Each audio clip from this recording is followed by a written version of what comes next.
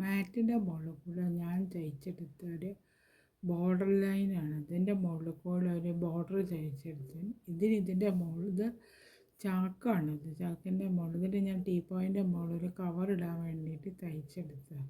ഇതിൻ്റെ മുകളിൽ കൂടെ ഇതേമാതിരി ഒരു ബോർഡർ തയ്ച്ച് അതിൻ്റെ മേലെ വേറെ വൂളൊന്നുമില്ല കൊണ്ട് വർക്ക് ചെയ്യണം. അപ്പോൾ ഈ ബോർഡർ എങ്ങനെയാണ് തയ്ച്ചെടുക്കുക എന്നുള്ള വിധമാണ് ഞാൻ കാണിക്കാൻ പോകുന്നത്.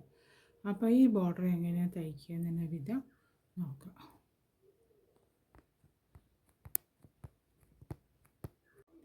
ഞാനൊരു ചാക്കിൻ്റെ മോഡൽ നേർമ കിട്ടിയുടെ ഒരു ഫ്ലവർ അപ്പോൾ ഒരു ടീപ്പോയിൻ്റെ മോഡൽ നമ്മൾ ടീപ്പോയിൻ്റെ മോഡലൊക്കെ ഉള്ള ഒരു മാറ്റ് തയ്ക്കാൻ വേണ്ടിയിട്ടായിരുന്നു. ഇതിൻ്റെ മോഡൽ ഡിസൈൻ ചെയ്ത് കൊടുക്കണം. അപ്പോൾ ഞാൻ ആദ്യം അതിൻ്റെ വർക്കിൻ്റെ മുകളിൽ ബോർഡറിൽ കൂടി ഒരു ഡിസൈൻ ചെയ്ത് കൊടുക്കാൻ വിചാരിച്ചിട്ടാണ്. ആ വൂളൻ നൂലിനെ കൊണ്ടാണ് ചെയ്യുന്നത്. അപ്പോൾ അതേമാതിരി ഞാൻ വക്കത്ത് ചെയ്തെടുത്തിട്ടുണ്ട്. കണ്ടിന് ഇതിൻ്റെ മുകളിൽ വേറെ ഡിസൈൻ ചെയ്യണം. അപ്പോൾ ഞാൻ ഈ ഡിസൈൻ എങ്ങനെ ചെയ്യുക എന്നുള്ള വിധം കാണിക്കാൻ വേണ്ടിയിട്ടാണ് ഞാൻ ഈ വീഡിയോ ചെയ്യുന്നത്. അപ്പോൾ ഇതിൻ്റെ 4 വശം ഇതേമാതിരി ഞാൻ തയ്ച്ചെടുത്തിട്ടുണ്ട്. കണ്ടോ, 4 വശം ചെയ്തെടുത്തിട്ടുണ്ട്.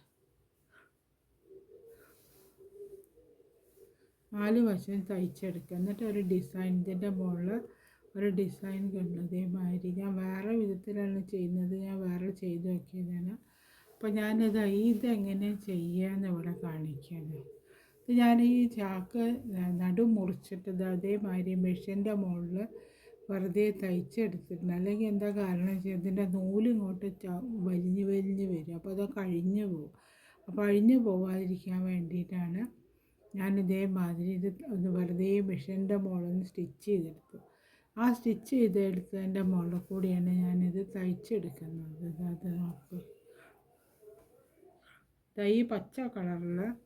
ഈ പച്ച കളറുള്ള വൂളൻ നൂലാണ് ഇതിനായിട്ടെടുത്തത്. അപ്പോൾ ആദ്യം പച്ചേനെ കൊണ്ട് ചെയ്ത് ഓരോ ബോർഡർ ഇങ്ങനെ ചെയ്തെടുക്കാൻ വേണ്ടിയിട്ടാണ്. അപ്പോൾ ആദ്യം ഇപ്പോൾ പച്ചേനെ കൊണ്ട് ചെയ്തെടുക്കുക. അതെങ്ങനെ ചെയ്തെടുക്കാൻ നോക്കുക. അതാ കണ്ട്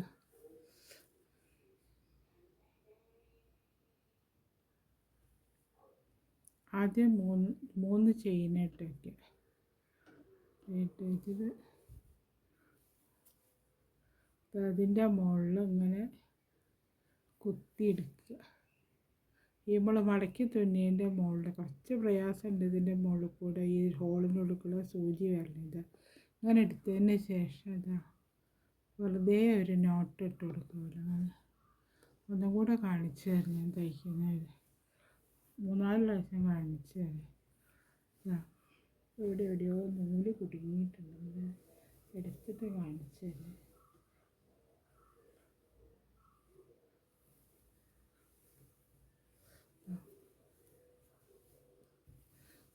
ഇവിടെ അങ്ങനെ ചെയ്തെടുക്കുക.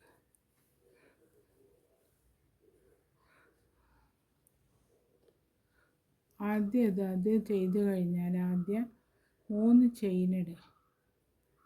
ആ 3 ചെയിൻ നമ്മൾ എത്ര ഡിഫറൻസ് വേണമെന്നുള്ളതിനനുസരിച്ച് 3 ചെയിൻ ഇട്ടിട്ട് ഈ നമ്മൾ തയ്ച്ചെടുത്തതിനുള്ള കൂടെ സൂചി കൊണ്ടുപോകുക. കുറച്ച് കിട്ടാൻ കുറച്ച് പ്രയാസമുണ്ട്.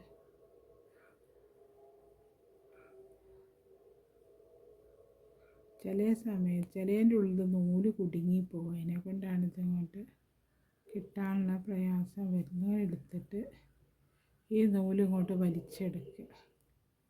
വലിച്ചിങ്ങോട്ട് വന്നതിന് ശേഷം ഈ 2 എണ്ണത്തിനുള്ള കൂടി ഈ നൂല് ഇങ്ങോട്ട് എടുക്കുക. കണ്ട് അങ്ങനെ ചെയ്താൽ മതി. ഇതേമാതിരി വരും. ഇത് കഴിഞ്ഞിട്ട് അടുത്ത വേറെ സ്റ്റിച്ച് ചെയ്യേണ്ട 3 ചെയിനിട്ടിട്ട് വീണ്ടും അതിൻ്റെ മുകളിൽ നിന്ന് ഇങ്ങോട്ട് എടുക്കുക. ചില സമയത്ത് വേഗം കിട്ടും. അവിടെ കണ്ടു, ഇവിടെ 2 ചെയിനുകളാണ് നൂല് വന്നത്. ആ 2 നൂലിനുള്ള കൂടെ ഈ നൂല് ഇങ്ങോട്ട് കോർത്തെടുക്കുന്നുണ്ട്. അപ്പോൾ അതേമാതിരി പിന്നെ വീണ്ടും 3 ചെയിനിടുക. ചെയിനിട്ടിട്ട് ഇതിനുള്ള കൂടെ എടുക്കുക.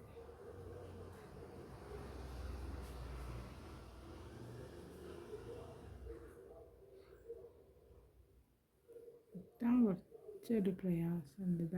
മടക്കി അടിച്ചത് കൊണ്ട് ഭയങ്കര കട്ടി വന്നു ചെറുതായിട്ട്, അതിനെ കൊണ്ടാണത്.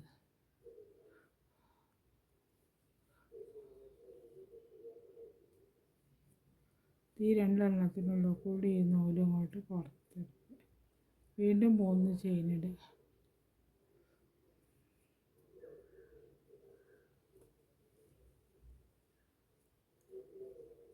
ഈ രണ്ടെണ്ണത്തിനുള്ളിൽ കൂടി ഇങ്ങനെ പുറത്തെടുക്കുക. അപ്പോൾ അത് കണ്ടോ, ഇതേമാതിരി വരും. ഈ നൂല് തയ്ച്ച നൂല് ഇവിടെ കുടുങ്ങി.